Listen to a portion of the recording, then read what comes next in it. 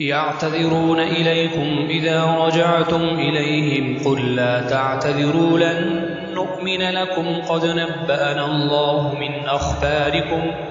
وسيرى الله عملكم ورسوله ثم تردون إلى عالم الغيب والشهادة فينبئكم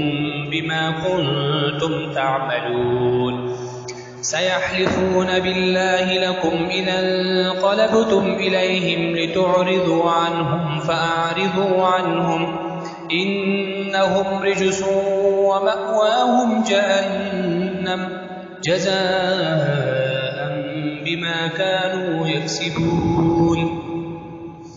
يحلفون لكم لترضوا عنهم فإن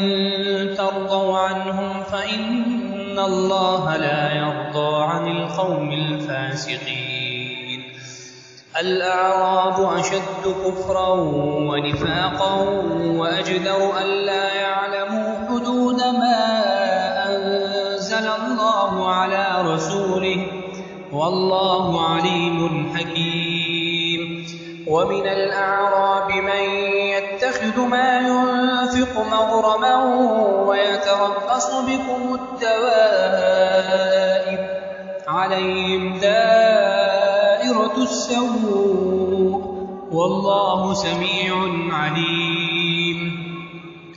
ومن الأعراب من يؤمن بالله واليوم الآخر ويتخذ ما ينفق قربات عند الله وصلوات الرسول